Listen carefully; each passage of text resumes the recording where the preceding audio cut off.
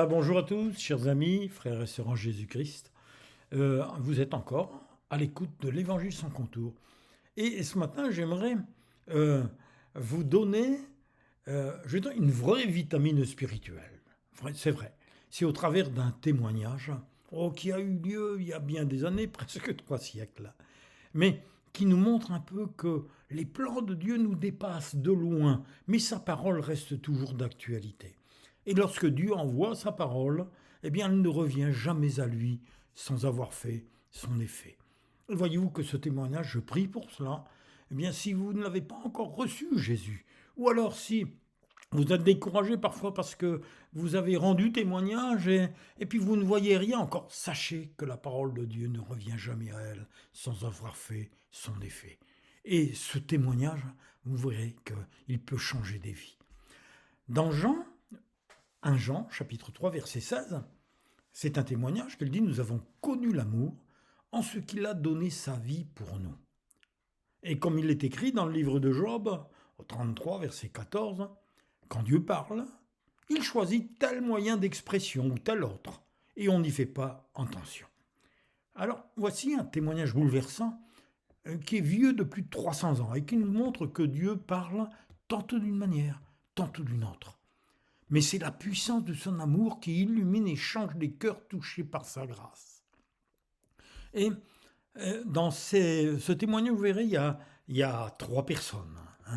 Et je vais prendre déjà le témoignage justement de cette femme, de cette jeune femme qui, je dirais, a été un instrument entre les mains de Dieu et qui a commencé, je dirais, à entrer dans le plan de Dieu même si elle ne le comprenait pas. C'était une jeune bohémienne, elle s'appelait Pépita. Et cette femme, cette jeune femme, eh bien, a fait la connaissance eh bien, d'un peintre qui la voulait pour modèle.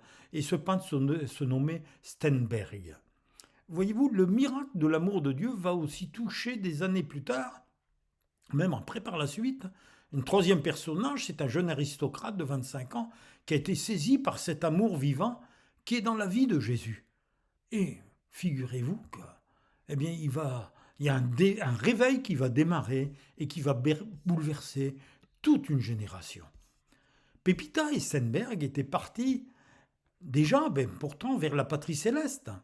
Mais le témoignage de l'amour de Dieu continue à rayonner d'une façon que souvent on ne pense même pas, et à transmettre la vie de Dieu pour changer les cœurs et donner une vie nouvelle à celui qui est interpellé. C'est toujours le plan de Dieu pour aujourd'hui. Parfois au travers de nos bien-aimés, de nos enfants qui n'appartiennent pas encore au Seigneur, ou dans notre propre famille, ou dans notre travail, ou des personnes que nous avons sur notre cœur, et à qui nous avons rendu témoignage.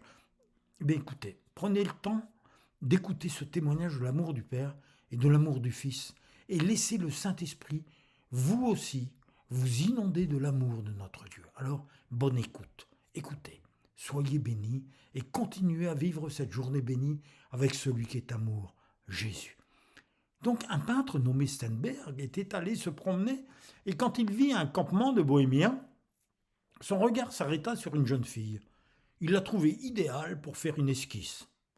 Il lui demanda si elle pouvait venir dans son atelier pour réaliser une peinture. Bien sûr, il la rémunérait.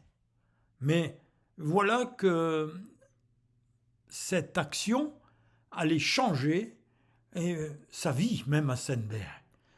C'est-à-dire qu'il va changer de son tableau religieux et il va percevoir quelque chose d'autre.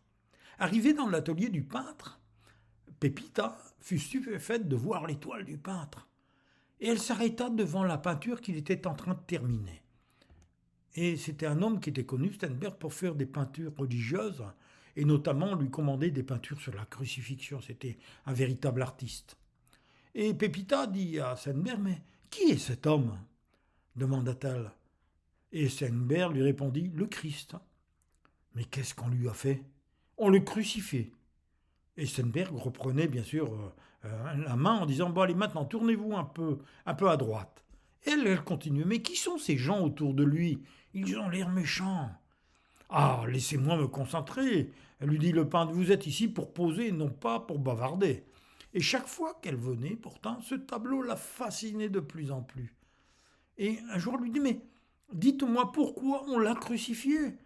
C'est qu'il était très méchant, quoi. Ou, ou il était très bon. Et après un long silence, elle continua, mais alors pourquoi l'ont-ils traité ainsi? Et le peintre poussa un long soupir et ajouta, bon, allez, écoutez, je vais vous le dire une fois pour toutes, et ensuite vous cesserez vos questions. Alors il lui raconta la mort de Jésus. Il termina avec beaucoup d'indifférence, comme on réciterait une leçon. Il est mort pour tous les pécheurs, dit-il. Il n'y avait aucune émotion dans ces mots même. Ce n'était pas le cas pour la jeune bohémienne qui avait les yeux remplis de larmes. Et la pose de la danseuse espagnole qui était terminée, cette fille était sur le tableau de la danseuse espagnole, mais elle était troublée non pas par le tableau de la danseuse, mais par le tableau de la crucifixion. Et voilà que Steinberg lui dit, voici votre argent avec une belle pièce d'or en plus. Vous m'avez porté chance. Le tableau que j'ai fait est déjà vendu. Oh, merci beaucoup. Mais dites-moi, elle dit à Steinberg, vous devez l'aimer beaucoup aussi, celui qui est mort sur la croix, puisqu'il a souffert tout cela pour vous. Et elle partit sans avoir de réponse. Ces paroles étaient des paroles qui venaient directement d'en haut. Et elles restaient gravées dans l'esprit de Steinberg. Il était tellement tourmenté qu'il se mit à aller régulièrement dans une église. Et même il fit une offrande généreuse quand il vendit son tableau, la crucifixion. Et cela le soulagea pendant quelques semaines. Mais cette phrase, vous devez beaucoup l'aimer, l'empêchait d'être en paix et même de travailler. Quelque temps après, le peintre Steinberg rencontra des personnes qui allaient à une réunion dans une église qu'on qualifiait d'hérétique à l'époque, parce qu'ils n'étaient pas rattachés à l'église officielle. Et ces personnes semblaient vivre cette paix qu'il recherchait tant. Et quelque temps plus tard, il découvrit, lui aussi, ce qu'il cherchait, c'est-à-dire une foi vivante et non religieuse. Et le prédicateur lui prêta son Nouveau Testament. C'était rare à l'époque. Steinberg comprit à sa lecture de mieux en mieux que le Christ qu'il avait peint, eh bien, il avait découvert aussi ce que le Christ avait fait. Et certains versets étaient clairs à ce sujet. Voici comment Dieu a démontré qu'il nous aime. Il a envoyé son Fils unique dans le monde pour que, par lui, nous ayons la vie. Voici en quoi consiste l'amour. Ce n'est pas nous qui avons aimé Dieu, mais c'est lui qui nous a aimés. Aussi a-t-il envoyé son Fils pour apaiser la colère de Dieu contre le mal et par son sacrifice pour nos péchés. Et oui, il a compris, Jean chapitre 4, versets 9 et 10. L'amour de Dieu a été manifesté envers nous, en ce que Dieu nous a envoyé son Fils unique dans le monde, afin que nous vivions par lui. Et cet amour consiste non point en ce que nous avons aimé Dieu, mais en ce qu'il nous a aimés et envoyé son Fils comme victime expiatoire pour nos péchés. Ah oui, il a compris tout cela. Et encore même ce que disait Paul dans Galates 2:20. J'ai été crucifié avec Christ. Et si je vis maintenant, ce n'est plus moi qui vis, c'est Christ qui vit en moi. Si je vis maintenant dans la chair, dans mon corps, là, dans la chair, je vis dans la foi au Fils de Dieu qui m'a aimé et s'est livré lui-même pour moi. Et Steinberg a pu alors dire, pour moi. Il a fait tout cela pour moi. Et l'amour de Christ maintenant brûle dans son cœur. Et comment le proclamer autour de lui?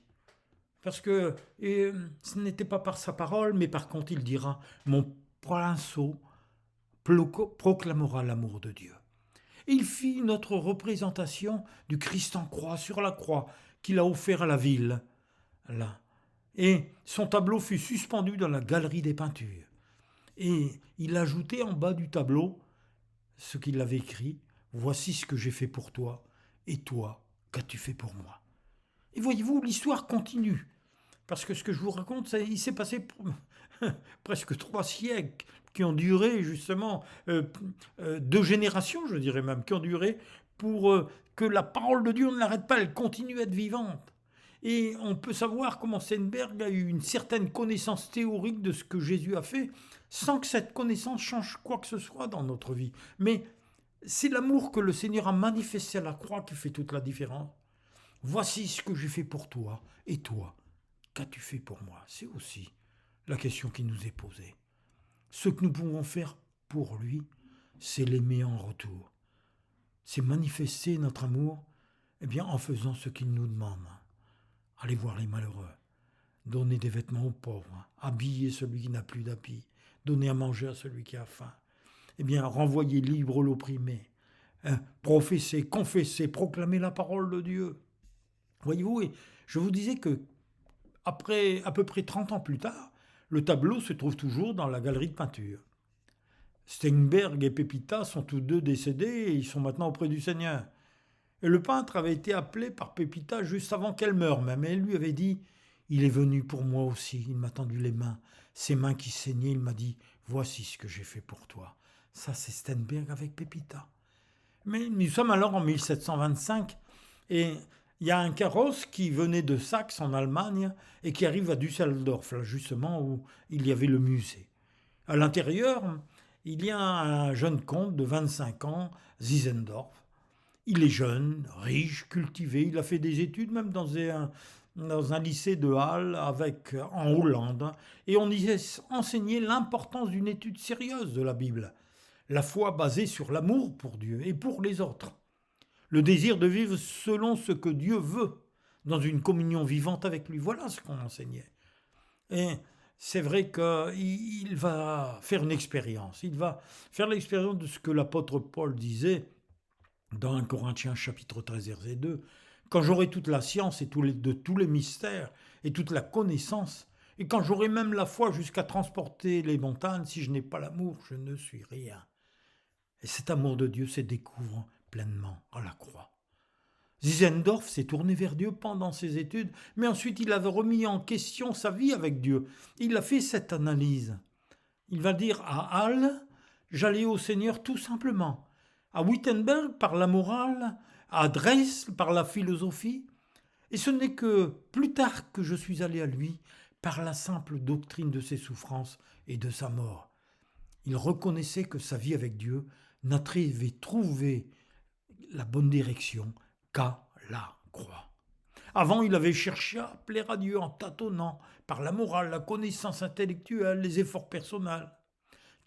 Mais en venant à la croix, il a trouvé ce qui était essentiel. Et comment cela s'est-il passé? Zinzendorf est arrivé à Düsseldorf, je vous disais, donc il s'arrêta pour qu'on donne à manger à ses chevaux. En attendant, il entra dans la galerie des peintures et il remarqua ce tableau de Steinberg. Mais il lut et relut le texte inscrit en bas du cadre et ses yeux ne pouvaient s'en détacher. Il était saisi par l'amour du Christ qui le touchait profondément. Voici ce que j'ai fait pour toi. Et toi, qu'as-tu fait pour moi?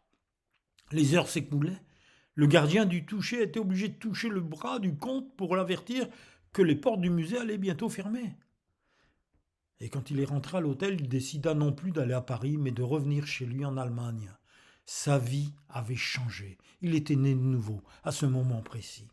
Il avait décidé même de donner sa vie à celui qui avait donné la sienne.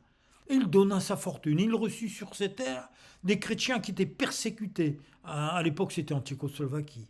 Ce sont les frères moraves, qui sont encore actifs, et en particulier dans le calendrier des frères moraves.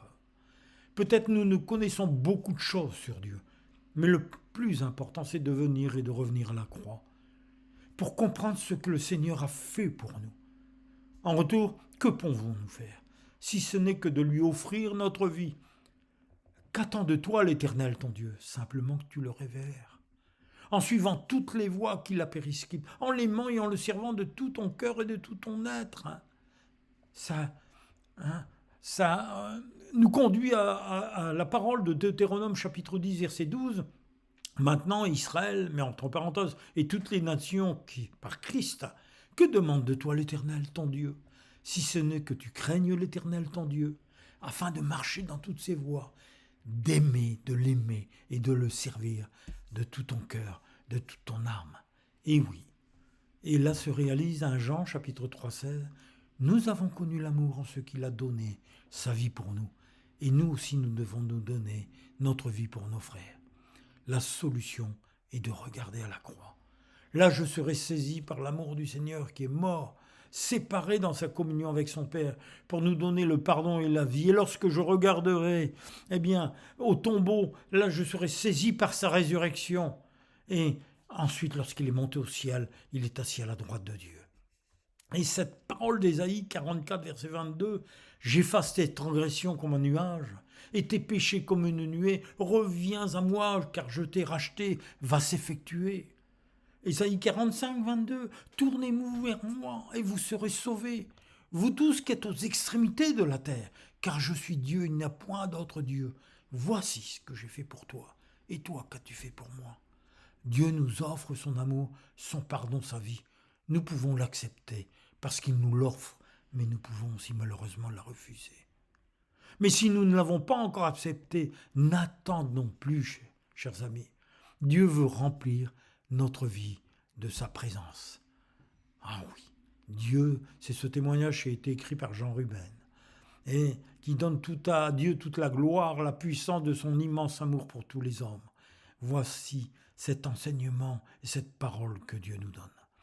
Alors si vous n'avez pas donné encore votre cœur en Jésus, je vous en supplie au nom de Jésus, soyez réconciliés avec Jésus. Soyez réconciliés avec Dieu en Jésus-Christ. Acceptez-le comme votre Seigneur, comme votre Sauveur.